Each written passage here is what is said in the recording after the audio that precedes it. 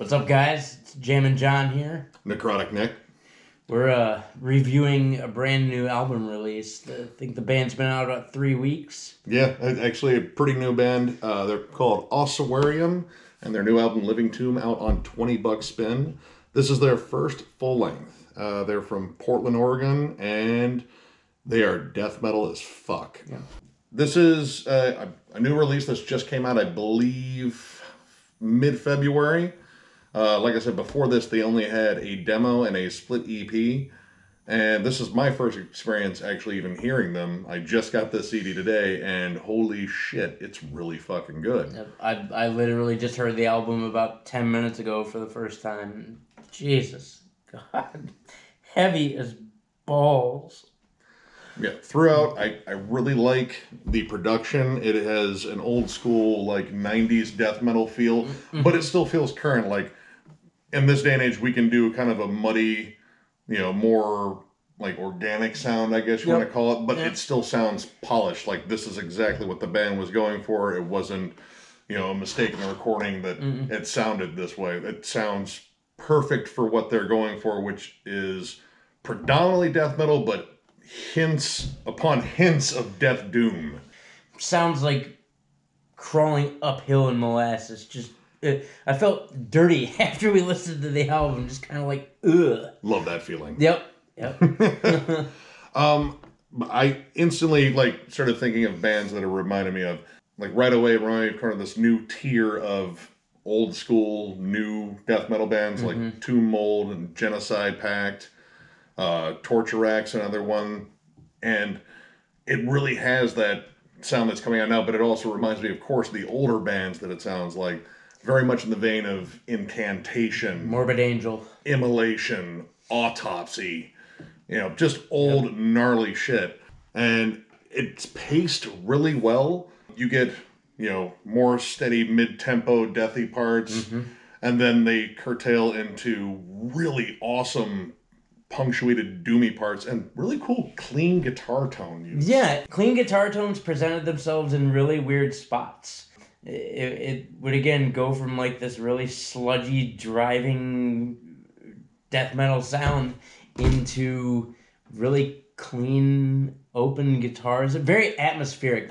Melodic parts would appear, stuff that reminds me of like Meshuggah's clean open guitar riffs, like in between their actual riff parts, where like in the album Catch 33, where they did a bunch of just like weird toned, kind of odd, just like picking at random strings kind of solo things. And I like the fact that it still felt it was melodic, but at the same time it never lost that creepy atmosphere. Like this was like listening to a horror movie. Yeah. Yep.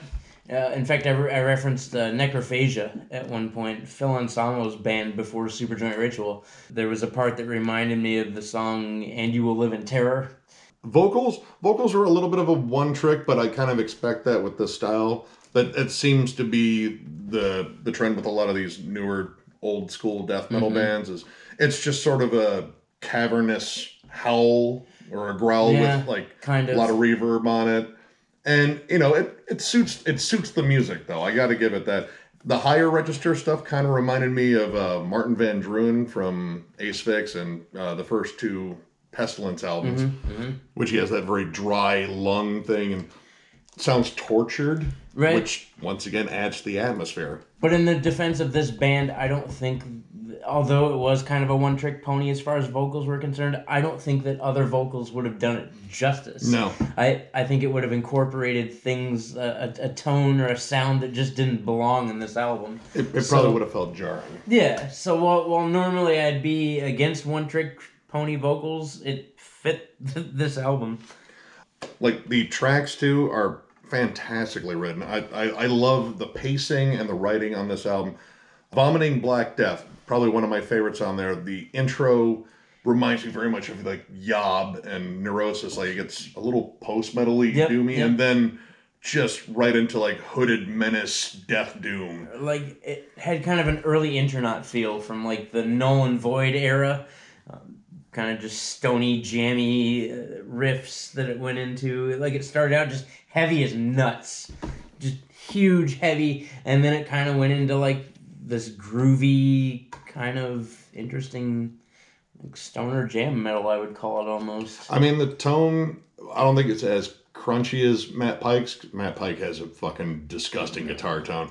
But it definitely adds to that murky feel. Like, this feels like it was written in a cemetery at midnight, surrounded by candles. And they jam a bunch on this track. I don't think the vocals appear until like what 3 minutes and 30 seconds. Roughly. Yeah, so I mean, it builds up all this atmosphere, and then finally you get to hear the monster howl. Yep. And like, I really like the use of their leads on this. Like, they really do a lot of cool lead melodies, and then like, it varies from like very melodic, shreddy stuff to just like a Trey Asagoth. I'm just chewing up everything. Right. Just what am I doing? I don't know, but it sounds cool. So.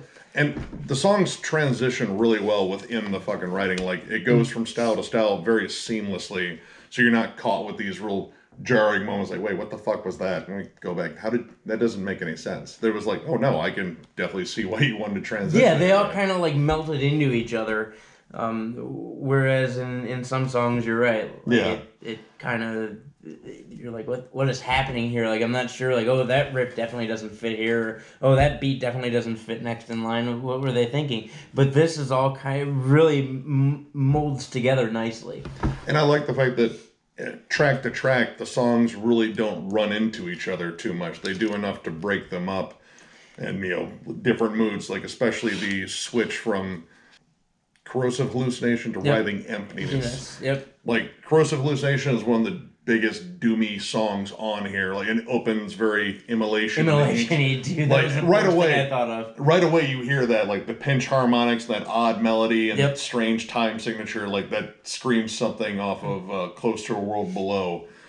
And then it gets all very creepy melodic. Like, it's very creepy. Like, I think if you listen to this album in the dark, I think you would conjure something. I'm pretty sure. Your house would definitely be haunted. And then from there it comes into like a blast beat. It appears like 3 minutes into the song, just random. You just here's a blast beat. Yeah, but it doesn't take away from the song. Like, it still stays creepy even at a higher pace. Yep. And then it has this kind of nice melodic feel toward the end, and then shifts with Writhing in Emptiness. Like, pretty much just coming in like an early bolt thrower song, just stomping its way fucking through, telling you how fucking fun war is and shit. And then the kind of like a Melvins type drum thing appears. This really huge, like tribal. Man, I love this album. Now, the drums sound fantastic on this too. Like, everything sounds great, and it sounds like it's exactly what they wanted to go with. Oddly enough, a Maiden-ish kind of solo appears in that song too. It's strange, and it all works too. That's the thing. Like, a lot of bands will try to cram as much possible into that, and it just sounds cluttered, and it doesn't transition properly, or it just sounds messy. It's like, okay, you guys remember trying too much, and this is both kind of minimalistic, but at the same time they include a lot of stuff, and it's really layered well in there. Yeah, they made I think all their influences, all the styles that they were trying to approach, I think they made them fit really well and didn't make any of it overly prevalent, but like they paid homage in the right places at the right times. Yes. I suppose, to make their sound, which is cool. Only thing I could really knock it on, like the first part of there's a 2-part song. Yeah. End of Life, Dreams and Visions, Part 1. Part 1 was okay. Like, the intro part starts up this crazy, once again, very Trey Asagoth-like solo. And then it kind of loses steam in there, but the back half gets right down to the doominess again. And kind of reminds me of Death for a minute, too. Yeah. As far as the time signatures change a little bit, and it's got kind of this melodic type, like really, really melodic open riff. Like, there's a lot going on in that riff. Yeah. But goes right into Malicious Equivalence, which I really liked. Incantation Worship, right out of the gate. Yep. I love the way the doomy parts were punctuated by the vocals. Like, once he would hit that big, open, fucking nasty, snarling Yep, chord. yep. In fact, around 4 minutes, we both looked at each other and laughed. Just 'cause it just got super heavy, and just both of us were like, "Oh my god!" Yeah, it might be the heaviest track on there. I think that was one of my favorites. But my personal favorite was the closer. The closer is one of the best written songs on here. That is "End of Life, Dreams, Visions" Part 2. It was pretty much encompassing everything they did well on this album in one song to extreme. I think in this song too, I think they touched on, like, every band that we mentioned that I think this band sounds like, I think they touched on a piece of all of it. They kind of brought back everything that they had introduced in the record and put it into the end song, which was kind of neat. It kind of closed it out with revisiting everything they touched on.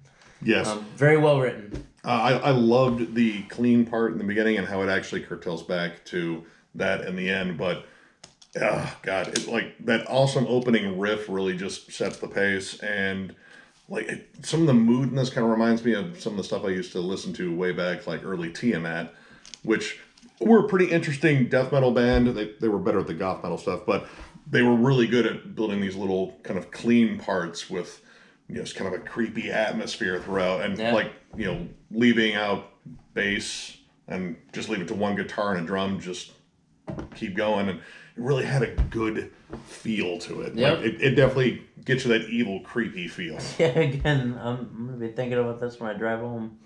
So, yeah, I have not a complaint about this album. I really am super excited to. I really want to see these guys live. Yes. So we're gonna be watching out for these guys. Rest assured that if they come anywhere near the tri-state area, we're probably gonna go check them out. So, and I have a good feeling, just by the way this was recorded, the way it sounds, this is exactly what you're going to get live, 100%. Yeah. There's not a lot of frills in terms of the production here. It is almost a jammed-in studio feel. We just got together and hammered it out. And I love that. It feels very natural. As far as what we rate it, well, I'm gonna go with 4.5 stars on this one. This so far is, granted, it's very early in the year. One of my favorite death metal releases so far. This is really good stuff. I'm going to be jamming this a lot. And I look forward to whatever else $20 Spin brings out, because they are on the pulse of death metal. Yeah, as far for as sure. As far as I'm concerned, yes. I'm going to go ahead and rate this a 4. I could have gone higher, but again, it's very early on in the year, and I hate to blow too many 5-star loads right out of the gate. Great listen. Again, I'm gonna be touching on this a lot too. I'm gonna probably get this record here in the next couple days myself. I'm pretty sure I'm gonna spin it again. I don't need to tell you, it's totally worth it. Yeah. Excellent. So thank you for tuning in with us this evening as we review another album. Yeah, and we'll probably have more reviews in the future for sure. There's so much music coming out, and I'd love to review it all if possible, but that's a tall order, so we're definitely going to pick out some nice little nuggets of metal to go over for sure. Yeah. But yeah, if you like what you saw, subscribe, tell us in the comments where where you thought we were wrong, where you thought we were right, build a discussion, so on and so forth. Thank you very much. Thralls out.